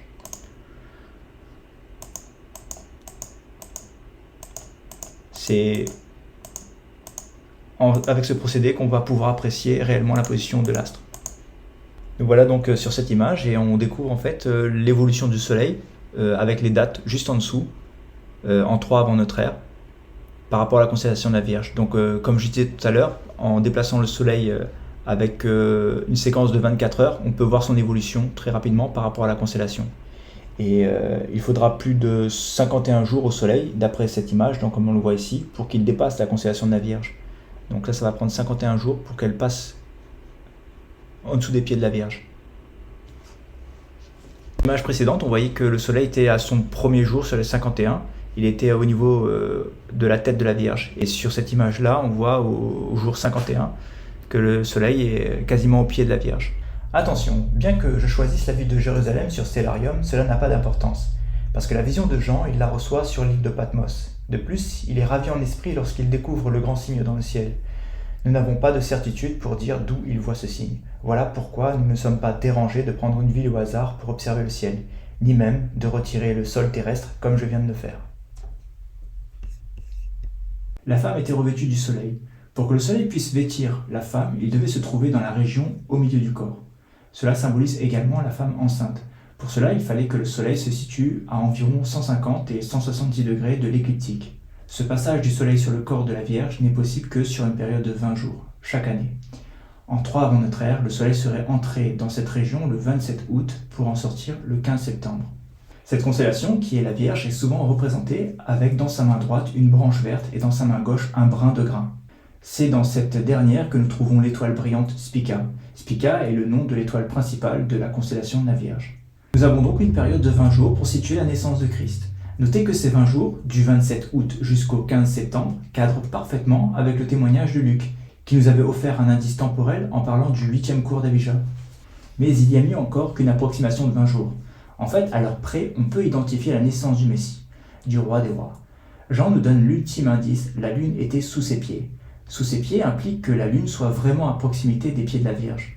Que la lune soit légèrement au-dessus ou en dessous n'est pas très important parce que la lune se déplace d'à peu près de 12 degrés par jour dans sa course dans le ciel.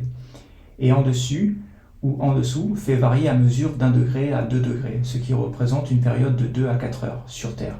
Cette dernière donnée est mineure. En revanche, ce qui est capital, c'est que la lune soit une nouvelle lune. Les pieds de la Vierge représentent les 7 derniers degrés de la constellation.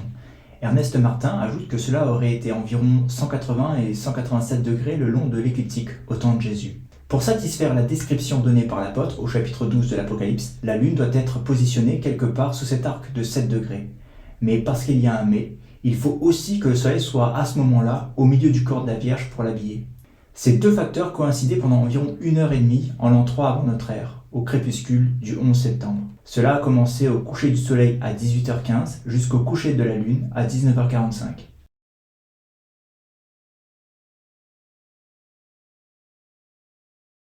Je cite Ernest Martin, c'est le seul jour de l'année où le phénomène astronomique décrit dans le 12e chapitre de l'Apocalypse pourrait avoir eu lieu. Je souhaite revenir sur Babylonian Chronology, la page qui nous intéresse le plus. Et ici on voit 3-18, donc 18 mars. Et on voit que le 18 mars correspond à Adar II. Mais ça, c'est sur le calendrier de Babylone. On comprend que Adar II, c'était ici une année embolismique avec un 13e mois, et ce 13e mois commençait le premier jour par le 18 mars. Mais ça, c'est sur le calendrier de Babylone. Il faut comprendre que sur le calendrier juif, on passe directement à Nissan, ici, parce que c'était pas une année embolismique pour les juifs. Donc on passe le premier Nissan, commencer avec le 18 mars. Et si dans cette logique-là, on poursuit, on voit qu'après le Nissan, on aura le mois ici de l'Ayar, ensuite le mois de Sivan, le mois de Tammuz, le mois de Ab ou Av, le mois de Elul, et ici on passe au mois de Tishri, le 7e mois juif. Et on voit 9-12, soit le 12 septembre. Mais le 12 septembre, c'est encore sur le calendrier à minuit. Sur notre calendrier, ça correspond à minuit. Mais pour le calendrier juif, qui commence la veille au soir, c'est bien un 11 septembre qu'on a à faire ici. Donc voilà. C'est pour cela que lors d'une diapositive précédente, en ce qui concerne le développement de Jésus dans le ventre de Marie, j'ai précisé que le 18 mars était le premier jour du mois de Nissan sur le calendrier juif. 18 mars correspond au premier jour du mois de Hadar II à Babylone, mais c'est le calendrier juif ici qui nous intéresse. Et en poursuivant à partir de Nissan, on parvient ici jusqu'au mois de Tishri. Et le mois de Tishri commence par un 12 septembre. Un 12 septembre parce qu'on sait ici que c'est à minuit que ça commence. Mais nous, ce qui nous intéresse, c'est le calendrier juif. Et il faut prendre en considération que les jours juifs commencent la veille au soir, donc à la tombée de la nuit. Donc cela correspond bien au 11 septembre. Le mois de Tishri démarre sur un 11 septembre. Il y a encore un point important qu'Ernest Martin tient à préciser, c'est que cela montre la lune en phase de croissant. Et c'était un jour de nouvelle lune, le début d'un nouveau mois lunaire. Voici un zoom de la lune du 11 septembre de l'an 3 avant notre ère.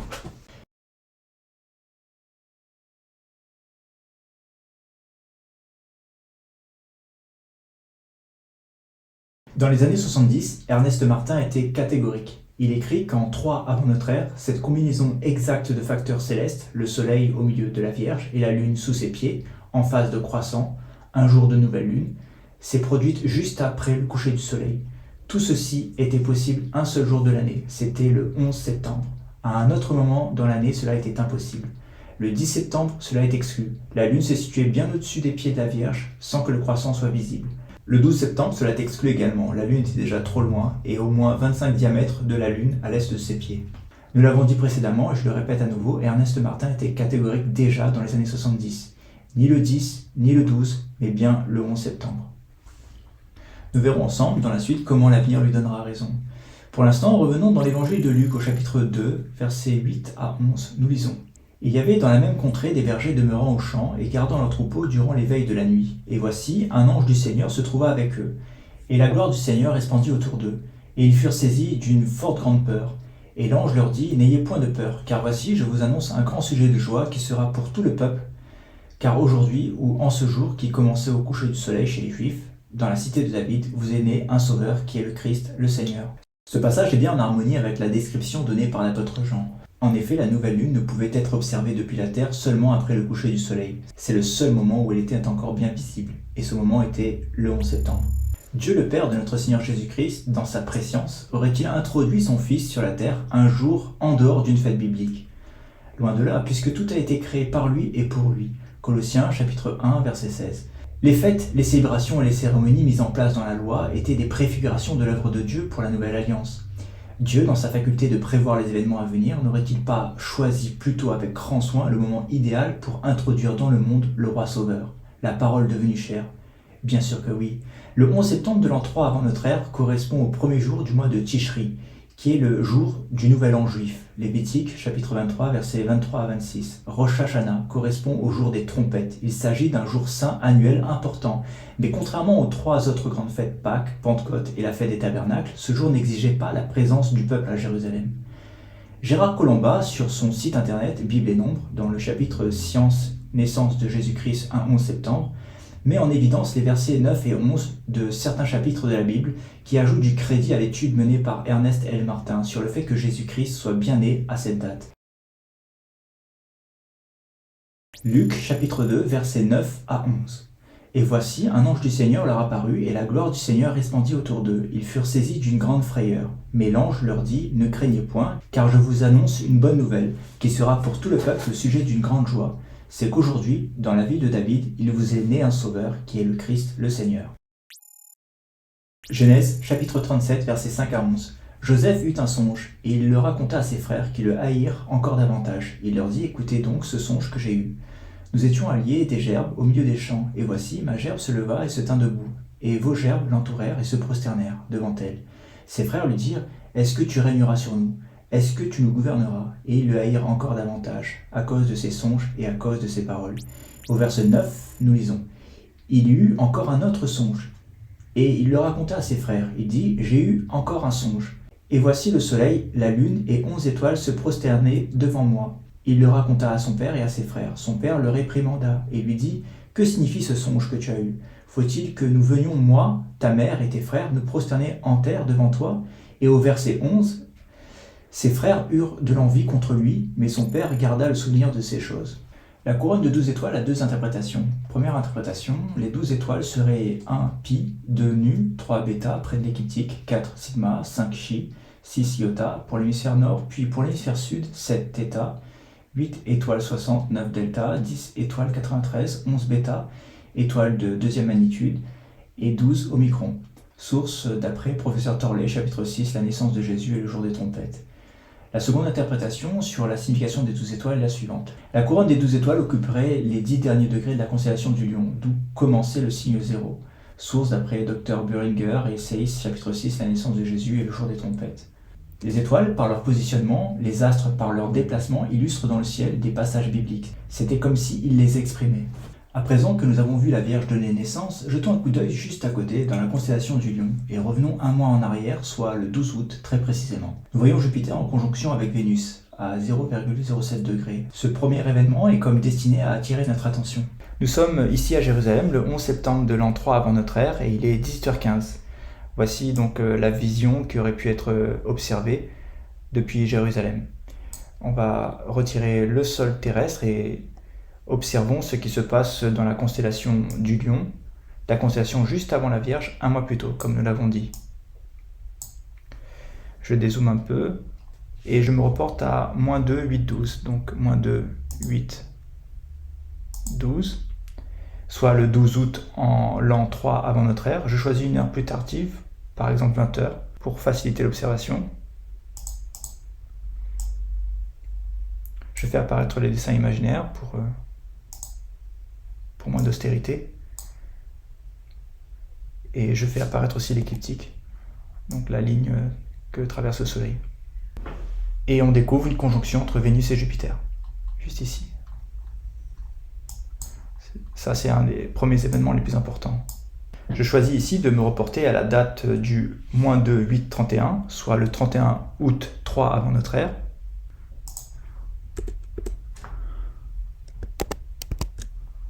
Voilà. 19 jours plus tard, soit le 31 août, Vénus et Mercure sont en conjonction. Et on découvre encore un événement majeur, la conjonction de Mercure et de Vénus. Donc, ici. Puis le 11 septembre, c'est la nouvelle lune et le nouvel an juif. Et voici que le 14 septembre, dans la constellation royale que nous attribuons au lion de la tribu de Juda, d'où le Messie est issu, se trouve l'étoile royale, appelée Régulus, connue sous ce nom d'étoile royale ayant la particularité de se trouver sur l'écliptique. Elle va être approchée par la planète royale, Jupiter. Ce sera la première des 3 conjonctions entre Jupiter et Régulus. Jupiter, la planète royale, sur une période de 8 mois, va dessiner ou produire un effet de couronnement sur l'étoile royale appartenant à la constellation royale. Donc sur cette image, on est le 1er septembre de l'an 3 avant notre ère. On va choisir le 5 pour montrer Jupiter en approche de Régulus. Et je vais choisir la date du -2, 9, 14, ou autrement dit le 14 septembre de l'an 3.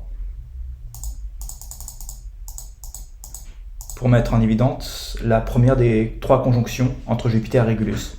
En -2, 12, 1, c'est-à-dire le 1er décembre de l'an 3 avant notre ère. Donc je choisis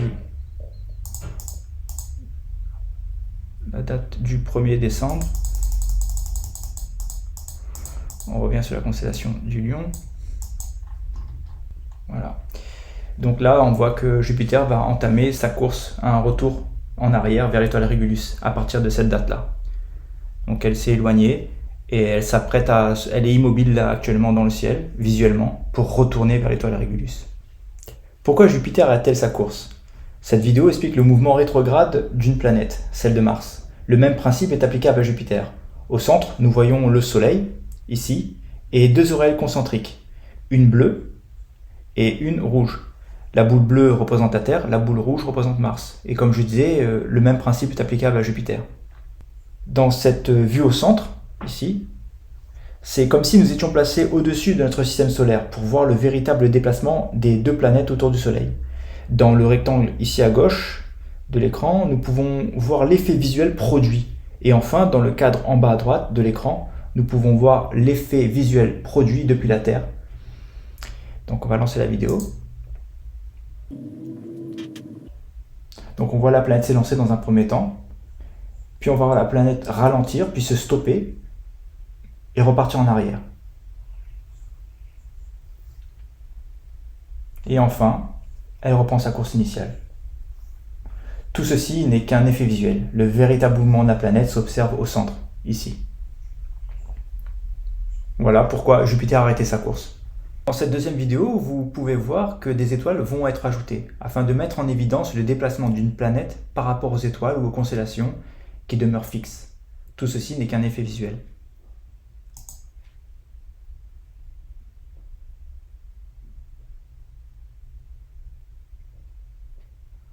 Et là, on voit les étoiles apparaître, ou les constellations. Et on va voir le déplacement donc, de la planète par rapport aux étoiles qui sont fixes, elles, alors que les planètes se mettent en mouvement visuellement.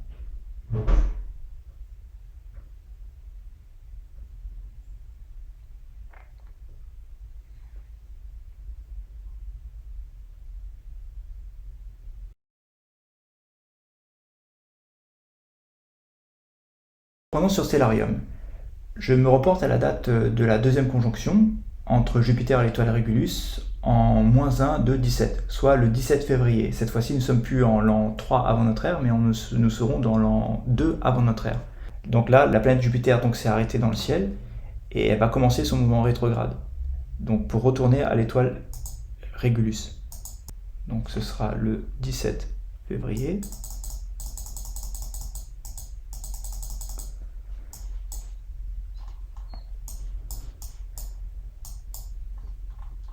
Et là, on voit bien la deuxième conjonction entre Jupiter et Régulus.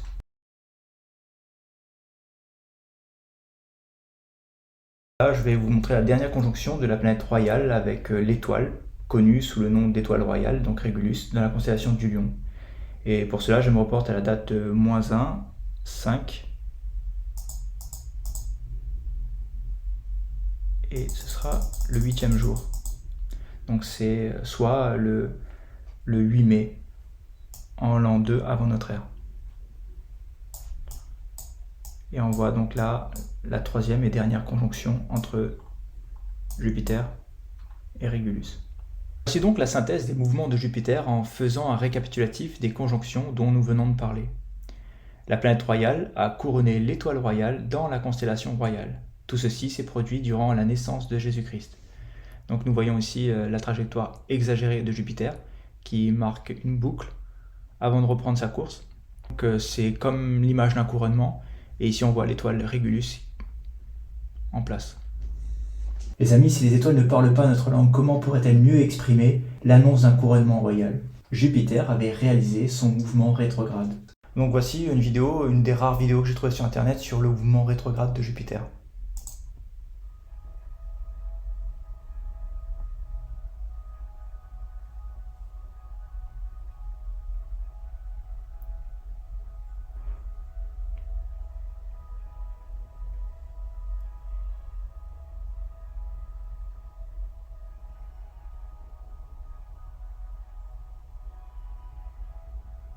Et tout ceci se passe autour de la période du jour des trompettes.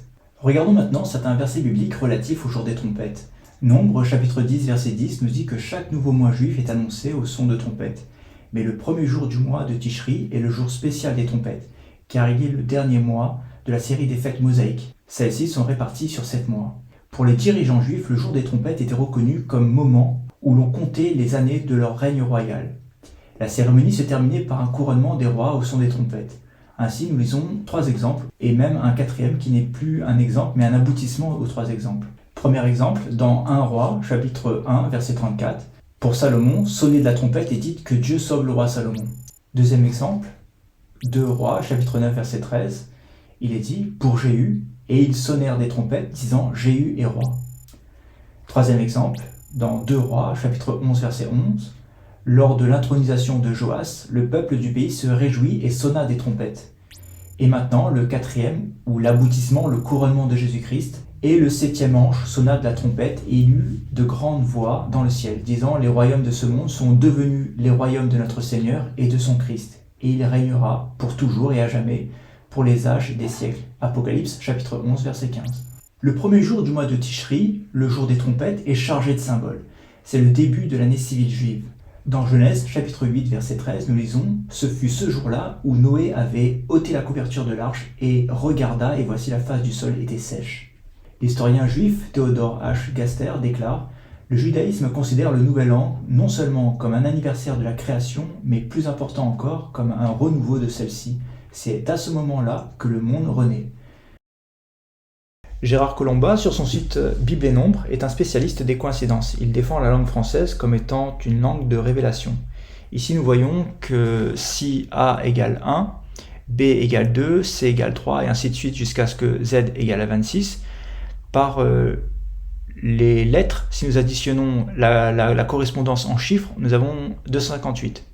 Donc ici, par exemple, le D qui correspond à la 4e lettre de l'alphabet, ici le E correspond à la 5e lettre, le U à la 21e lettre, nous avons un total de 258.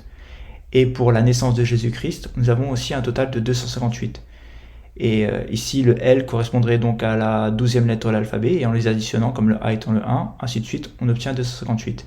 Et il se trouve que 258, c'est selon l'estimation donnée par Ernest L. Martin, la naissance de Jésus-Christ située entre 18h15 et 19h45, et la 258e heure du mois de septembre, le 11.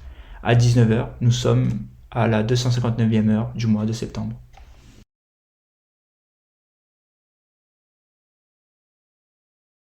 À l'aube du 3e millénaire, le 9e mois, sur le sol américain, 19 terroristes vont détourner 4 avions de ligne et en moins d'1h30, ils vont les faire s'écraser. Le vol 11 à 8h46 s'écrasera sur la tour nord du World Trade Center. Le vol 175 s'écrasera à 8h58 sur la tour sud du World Trade Center. Le vol 77 à 9h37 sur le Pentagone. Puis le vol 93 à 10h03 dans un champ en Pennsylvanie. En revisionnant les vidéos des crashs d'avions dans les tours, que ce soit à travers les flammes, ou juste dans la fumée, ou même encore dans la poussière de l'effondrement des bâtiments, on distingue ce qui semble être des visages. De gigantesques figures apparaissent un bref instant. Ces faciès sont ceux qu'on voit dans les cauchemars, et tout comme pour un réveil après un cauchemar, ceux qui les voient tentent d'en attribuer la cause à l'imagination. Pourtant, lorsque l'on observe tous ces visages, des visages parfois visibles distinctement, on reste perplexe. Mais voit-on de tels visages aussi distinctement dans d'autres chutes d'immeubles? Lorsque l'on observe des bâtiments vétustes se détruire sous l'effet d'explosifs, retrouve-t-on des faciès similaires? Ces visages ont pourtant tous un point commun. Ils expriment tous une méchanceté démoniaque. Nous y voyons la moquerie, la colère, parfois le désespoir. Ils sont tous dépourvus de bonté. En fait, ils s'apparentent tous à ce que nous identifions comme des démons. Les amis, s'il y a des êtres sur cette terre qui savent parfaitement la date de l'arrivée d'un sauveur pour l'espèce humaine et qui étaient bien présents au moment des faits, ce sont bien les démons. Cette date, ils ne l'ont pas oubliée. Le 11 septembre de l'an 3 avant notre ère était une sorte d'attentat de Dieu contre le monde des ténèbres. Un attentat dévastateur, suivi par le sacrifice de Christ à la croix. Il y a eu un avant le 11 septembre de l'an 3 et un après 11 septembre de l'an 3. Cette date a fait perdre aux esprits mauvais une influence qu'ils détenaient, une influence quasi illimitée, un monopole spirituel. Je tiens à vous rappeler au passage que parmi les miracles dans l'Ancien Testament, on trouve des cas de résurrection, mais jamais répertoriés des cas de délivrance ou d'exorcisme. Par le sacrifice à la croix, leur défaite est totale. Une telle humiliation n'a jamais été digérée de la part des esprits mauvais. La plus grande crainte des démons, c'est le temps qui leur reste avant d'être jetés dans les temps de feu. Et voici que pendant leur temps de sursis, l'arrivée de Christ par sa naissance sur cette terre vient perturber ce dit sursis. Voilà maintenant que des hommes ne sont plus obligés de les apaiser, mais vont pouvoir maintenant les chasser. Des esprits sont contraints d'obéir aux hommes par le nom de Jésus-Christ. Dans le 11 septembre 2001, il y a un aspect de fanatisme. Il y a un aspect politique. Il y a probablement un aspect complotiste. Mais il y a aussi un aspect spirituel. Nous rejetons l'idée qu'un homme se tienne auprès de Satan et serait dans les secrets de l'ennemi et déciderait avec lui à comment nuire le monde. Non. En fait, tout cet événement s'est produit comme si Satan n'existait pas, ni lui, ni les démons. Pourtant, leur empreinte sur l'homme est telle qu'ils peuvent les influencer par de fortes suggestions de pensée. Ils peuvent diriger les hommes sans que ceux-ci ne s'en aperçoivent. Les pensées démoniaques peuvent si aisément se mêler aux pensées humaines que les hommes ne se doutent même pas que des idées ne leur appartiennent pas. Ainsi, les démons peuvent convenir aisément d'une date à leur près Ils trouveront toujours des exécutants humains pour accomplir leur volonté. Prenons le cas d'Hérode pour exemple. Celui-ci n'a pas eu à consulter Satan pour exécuter sa volonté. En fait, Hérode le Grand, qui a tout mis en œuvre pour tuer Christ quelque temps après avoir pris sa naissance, ignorait lui-même qu'il obéissait et exécutait exactement la volonté du diable. La naissance de Christ sur terre menaçait directement le royaume du diable. Satan, pour empêcher une possibilité de rédemption pour les hommes et pour préserver son empire, devait empêcher la naissance de Christ ou le faire tuer rapidement. Pour cela, il utilisa Hérode, qui, par des obsessions sur la perte de son trône, sombrait déjà dans la paranoïa. Satan n'a aucune prise directe sur Christ. Il agissait donc par l'intermédiaire d'Hérode le Grand. Dès qu'Hérode apprend qu'un roi va naître, il cherche à le faire mourir parce qu'il croit qu'il va perdre sa place. En réalité, Christ n'a jamais souhaité prendre la place d'Hérode le Grand, ni même prendre la place d'un quelconque roi de ce monde. Pendant un certain temps, Hérode et Satan ont en quelque sorte été synchronisés. Le trône de Satan était menacé et Hérode voyait son trône menacé, bien que cela était faux pour Hérode le Grand. Satan avait donc tout mis en œuvre par Hérode pour nuire à Christ. Hérode avait des obsessions, cela était un terrain fertile pour que Satan puisse l'exploiter à ses fins. En aucun cas, Hérode le Grand s'est tenu devant Satan sur la manière d'agir et comment procéder. Cela s'est fait à l'insu d'Hérode. L'épisode biblique connu sous le nom de « le massacre des innocents » était satanique. Les amis, les machinations des démons et de Satan sont très complexes, et ici nous les simplifions. Mais sachez que les actions sataniques sont omniprésentes dans la Bible et les évangiles. D'ailleurs, nous soupçonnons que Satan était déjà à l'œuvre lorsque Auguste est désigné pour empereur. Satan était déjà à l'œuvre lors du recensement qui mena Joseph et Marie à Bethléem. Les hommes conçoivent d'eux-mêmes de la colère, de l'amertume, la volonté de se venger, de la haine, du fanatisme, de la jalousie. Tout ceci sont des terrains fertiles pour les esprits mauvais. Ils les exploitent par des tentations, des obsessions, puis ils parviennent à influencer un homme au point où celui-ci se trouve à l'endroit et au moment décidé par l'esprit mauvais. Et cela sans que cet homme le sache, ou sans que cet homme soit dans un cas dit de possession. Lorsque l'on regarde les explosions sur les tours, on voit assez distinctement ces figures démoniaques. La volonté de se montrer, même brièvement pour les démons, est contraire à leur façon d'agir. Seule l'audace d'une vengeance longtemps attendue pouvait les faire abandonner la sécurité de la dissimulation. Ce jour-là, nous avons été témoins des réalités de l'abîme. Bien sûr, leur apparition se fait dans les éléments qui peuvent se dissiper rapidement dans l'air, comme les flammes, la fumée ou la poussière, afin de ne pas compromettre de manière définitive leur dissimulation, tout en y laissant une empreinte, comme le fait une image subliminale. Leur apparition laissera toujours perplexe. Elle ne permettra jamais de s'exposer ouvertement et franchement devant les hommes, pour la simple et bonne raison que leur empire est fondé sur le mensonge et l'incrédulité des hommes. Ils savent quand est-ce qu'il faut s'arrêter pour qu'un flou soit préservé sur leur existence. L'humanité a vu ces vidéos et en voyant plusieurs de ces visages, tous à l'apparence démoniaque, disent c'est le hasard qui produit cet effet visuel, ou notre cerveau qui nous joue des tours, ou cela y ressemble, et plein d'autres affirmations de ce genre. Les esprits mauvais savent parfaitement la limite à ne pas dépasser, mais ils savent qu'ils ont de la marge, car chez les humains, il n'y a pas plus sourd que ceux qui refusent d'entendre, il n'y a pas plus aveugle que ceux qui refusent de voir. Finalement, croire ou ne pas croire est une prise de décision du cœur. Nous voulons croire ce qui nous plaît et ne pas croire ce qui nous dérange, parce que cette dernière décision occasionnera un changement qui pourrait paraître désagréable. Revenons sur la naissance de Christ. Dans Luc chapitre 2, au verset 25 ainsi qu'au verset 36, deux personnes sont mentionnées, Siméon et Anne. Ils vécurent, eux, juste assez longtemps pour voir la naissance de Christ. Une situation presque similaire a été vécue par Ernest Martin. En effet, Ernest Martin décédera 4 mois après le 11 septembre 2001, soit en janvier 2002. Ernest Martin vécut juste assez longtemps pour voir que son estimation sur la date de la naissance de Jésus-Christ serait démontrée correcte. Même s'il n'a pas été ouvertement révélé dans la Bible, le 11 septembre devait être un jour de joie, le jour des trompettes, une fête qui célèbre l'arrivée du Sauveur pour l'humanité. Et voici, le 11 septembre a été un jour de détresse, et aujourd'hui il est devenu un jour de deuil, par la méchanceté humaine certes, mais aussi par l'activité de ceux qui ne sont faits ni de chair ni de sang, ceux qui manipulent les hommes pour leur destruction, nos véritables ennemis, les esprits mauvais. Dans nos jours qui sont les derniers, ce genre de scénario se multipliera encore. Gardons en tête les exhortations de notre roi, qui nous a confié dans sa parole, voyez le figuier et tous les arbres. Dès qu'ils ont poussé, vous connaissez de vous-même en regardant que déjà l'été est proche. De même, quand vous verrez ces choses arriver, sachez que le royaume de Dieu est proche. C'est dans Luc chapitre 21, versets 29 à 31.